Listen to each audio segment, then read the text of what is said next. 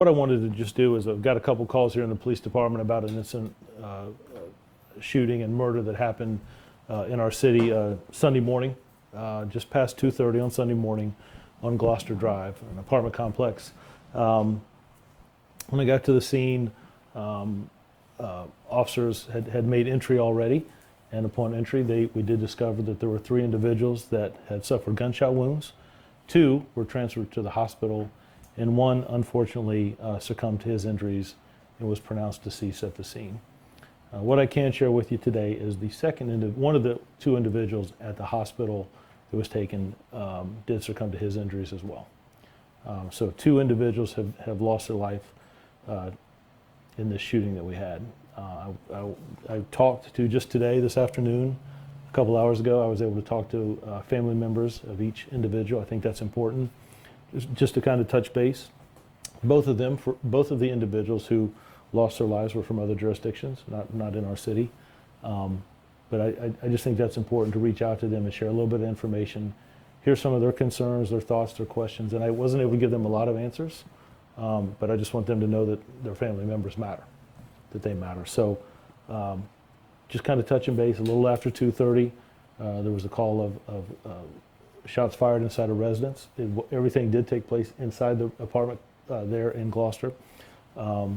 We believe that this is not a random act, that this is an isolated incident that revolves around illegal substances and firearms. There's just not much more that I don't want the community to think there's just individuals running around our city doing these violent acts. This was, we believe that there's acquaintances or known individuals. We're still trying to piece some of that together. Autopsy took place or was taking place this morning. We did some recanvassing of the community and the neighborhood this afternoon. The detectives have worked relentlessly. I think Lieutenant Schmidt had to send a couple home because of how many hours they've been here. But that's just the dedication we have to this community. We'll give you the information, but Jesus was a 23-year-old individual, last known address was Hampton, and Jude is a 27-year-old individual, adult male, who's also from Hampton. We'll be working with Hampton Police Department, sharing information. That's traditional. When I look at the big picture of where we're at, nothing takes the place of a loss of life. Those individuals matter to me, their families matter to me. When I look at our city as a whole, of where we're at crime-wise, we're still down this morning. Matter of fact, if you all would have been here a couple hours ago, at 1 o'clock we go through our numbers, right? Our statistics, our data. Shootings in our city are down almost 30%. That's on top of a record year that we had last year in non-fatal shootings. Our homicides are still down 50% compared to where we were this time last year. That 50% reduction, that's important. That goes to the work of our community, our city council, our city management, the men and women who do this job, our civilians who trust us and come forward with information are invaluable. They're invaluable. So when we have a tragedy, and that's what this was early Sunday morning, we put our resources and move them in. The technology that we've acquired, the relationship that we have with the community, the transparency that we have, all of those things play in together. And then of course the work and determination from the detectives and the men and women who do this job day in and day out. We certainly are asking if anyone heard anything or saw anything to please come forward. We are going through video footage that may or may not be in the community or the surrounding area. But we are asking if anyone, and I will tell you there have been several calls that have come in, some information. We're going to work through that. That's important. We're not going to leave any stone unturned. You've heard me say before, it's like pieces of a puzzle. This is a good, strong community, good, strong citizens there that are talking with us, and I'm very, very appreciative of that. I think that goes a long way in our relationship that we have in our community. So with that, I'll just take a couple questions. I will tell you again, we're just a few days into this, so I can't go into much more detail. It is great respect. We did have a briefing this morning with the detectives. Lieutenant Schmidt and his team led that. The Commonwealth Attorney was here as we talked through and went through cases and scenarios and theories and ideas, and then talked about next steps. So I'll be glad to take a couple questions, but I can't go into too much detail, just out of respect for the case, individuals. and their families. Did you have the identity?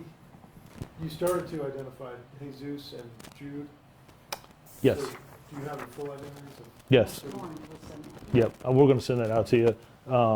I talked to mother of one and sister of the other this afternoon. That's just something that, for me, I think that's important. The third person that was shot, can you give us an update on their condition, and can you That's say, great. like, what relation they may have to all of this? I mean, are they Sure. considered the suspect, or are they another victim? Are you guys still looking for an outstanding suspect? So we are still looking for suspects. I will tell you the individual I got an update on today.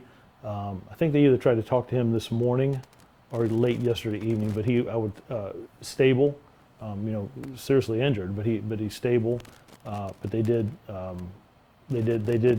either talked with him late yesterday evening or early this morning. I don't want to say it wrong, but he is stable.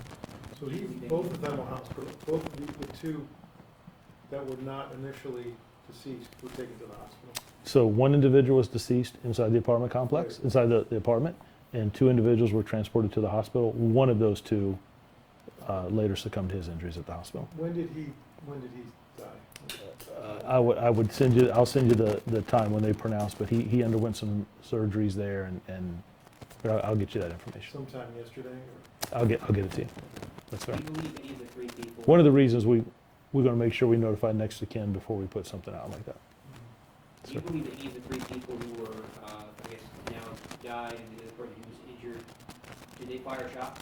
So there was, certainly there was gunfire inside the residence. I don't want to go into what was recovered. You've heard me talk about a couple things that we think this might be related to, so that might give you an idea.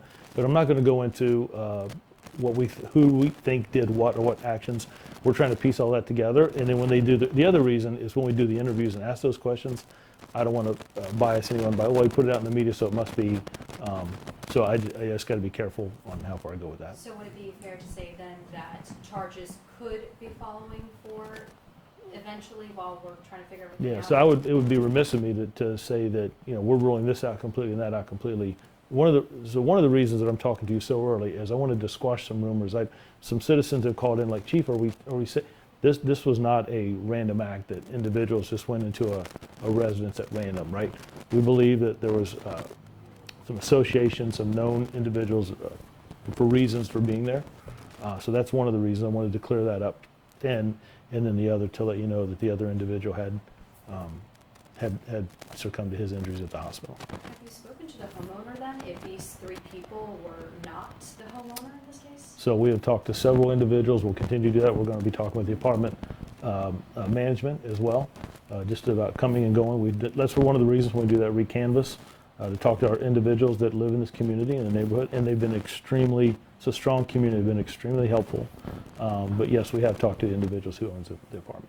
And while I still highly doubt it, we couldn't fail to notice that this was the same street that the 17-year-old teenage boy lost his life only a few houses down back in September. Those two cases have no correlation. Yes, there's no relationship whatsoever. We're certainly going to work with our federal partners for some type of different types of DNA and ballistics, if you will. But we have some federal partners in our state lab that can do some different testing. Besides the technology that we have here in the department, our NIBIN system that can do comparisons, but nothing at all points to those two cases of being anywhere at all closely related. This was a very, very, I can't say it, this was a very, very direct situation that occurred of what was going on inside that apartment and what happened inside that apartment with individuals that we believe had an acquaintance or knew each other. Will there be increased patrols in this area? So that's an area that we always patrol. This, like I said, 2:30, 2:40 in the morning. I wish we could turn the clock back and had a crystal ball to tell us where to be. But I think that the South Precinct has done a really good job in patrolling the neighborhoods we have there. You mentioned one of the shootings, homicides that we had earlier in the year. But again, when I look at it, and I say this as a data-driven and evidence-based, where are we at today? We have a 50% reduction in homicides in our city, a 30% reduction in non-fatal shootings. But I'm also cognizant that those data points are people, communities, and neighborhoods, and they matter to me. So we're going to use all the resources that we have. Like I said, we briefed with the Commonwealth Attorney this morning. Our federal partners, our state lab, forensics will go back through there again. We'll get some information back from the autopsies this morning, and we'll continue. We'll probably have another meeting tomorrow just about where we're at and what are the next steps. And then I promise I'll stop asking some That's questions, but you said illegal substances. Is this drugs specifically? And if they are drugs, what, and where do we Yep. stand on the fight against drugs in this community? So what I will go so far to say without jeopardizing anything is that with firearms and narcotics, that's always bad chemistry. When you talk about illegal substance, I am talking about narcotics and drugs. But when you mix those things together, things happen. So that's one of the angles that we're looking at, but I don't want to go down a road too far until I want the detectives to have the time to do their investigations, the interviews, but I will tell you that there were items that were recovered from the scene. Are there any minors at all involved No. in this? No, everyone's an adult. Just use the term suspects plural, so you think it was more No. than one shooter? Now, I'm not going to go into that suspect or suspects in this case. I'm not going to jeopardize anything about interviews that could be taking place this afternoon. Just to clarify, the 3 people shot, they did not live at this apartment, correct? So I'm going to, the fine line of what is someone, if you're staying there for an extended amount of time or if you're living there, don't want to go into that too much until they whittle that out and get some strong, how long was this individual here, how long could they have been there, that, yeah. And then one other question, just somewhat off topic, but since you brought it up, do we have any update on the 17-year-old who was shot and killed there? So what I wanted to, so right now both of those cases are still open and active. There has been a lot of progress. I will tell you, in both of those cases, there's a lot of information that goes through social media, and I'll probably get this wrong, but Instagram and the Facebook and all the litany of different social media, a lot of search warrants are being completed to go through that process with technology, and that takes a lot of time. When you start reading text messages and emails that are forwarded, it takes a long time to go through that. So is there progress? Absolutely. Absolutely. But still no one arrested, correct? No, we would notify as soon as that arrest.